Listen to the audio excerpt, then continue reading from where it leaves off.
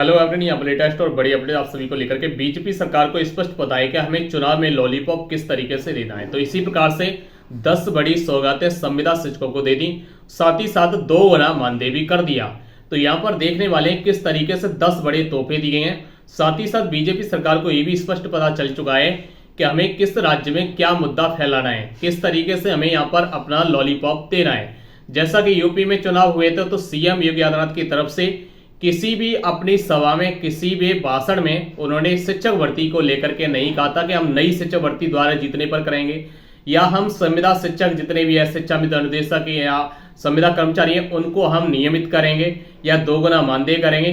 किसी भी भाषण उन्होंने नहीं कहा था। उन्हें पता था कि हम यहाँ पर हिंदू, मुस्लिम और मंदिर मस्जिद से हमारे पीछे हजारों वोट, लाखों वोट, करोड़ों वोट आ जाता है। तो इसलिए उन्होंने वही यहाँ पर लॉलीपॉप दिया और उसी से उनके भरपूर सीटें आई, भरपूर वोट भी मिला। उन्होंने कहीं भी संविदा शिक्षकों को नियमित करने की बात नहीं की।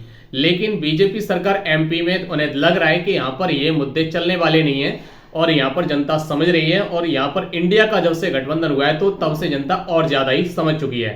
तो इसलिए उन्हें पता है कि 4.5 साल हमें दबा के चूसना है, उसके बाद 6 महीने के लिए लॉलीपॉप कैसे देना है। तो इसलिए संविदा शिक्षकों को लेकर के 10 बड़ी सौगातें दे दी। पहली सौगात हो जाती है, उन्होंने कहा है कि अति शिक्षकों की अब महीने के हिसाब से मानदेय की व्यवस्था होगी। दूसरी थी कि अति शिक्षकों के मानदेय में वृद्धि होगी। तीसरी कही उन्होंने वर्ग 1 में 9,000 की जगह 18,000 रुपये मानदेय दिया जाएगा। जो वर्ग 1 के शिक्षक है, संविदा शिक्षक है, उनको 9,000 दिया जाता है, उनको 18,000 दिया जाएगा।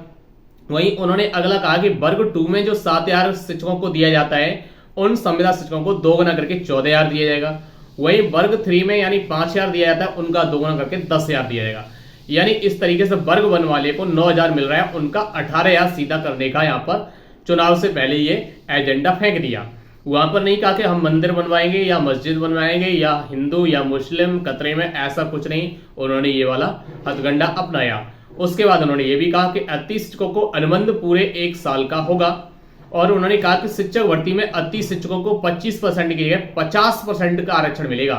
यानी जो भी सीटें आएंगी वो 50% अति शिक्षकों के लिए रिजर्व रहेंगी। जो कि पहले 25% का ऐलान किया था, उसे बढ़ा करके 50 कर दिया है।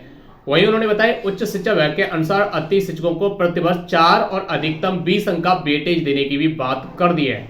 महीने की निश्चित तारीख को मानदेय मिलने की व्यवस्था भी की जाएगी। पात्रता परीक्षा लेकर अति शिक्षकों को नियमित करने की दिशा में योजना बनाई जाएगी। ये यहाँ पर मामा यानी शिवराज सिंह चौहान ने, यानी बीजेपी सरकार ने चुनाव से पहले घोषणाएं की हैं। लेकिन यूपी में भी चुनाव हुए, उससे पहले ऐसी घोषणाएं नहीं की गई थी, क्योंकि उन्हें पता था यहाँ पर हमें क्या फैलाना है और वहां पर हमें क्या फैलाना है। इसको लेकर आपका मानना है, कमेंट बॉक्स में जरूर बताइए। मिलते हैं फिर नई और लेटेस्ट सटीक अपडेट के साथ। जय हिंद, जय भारत।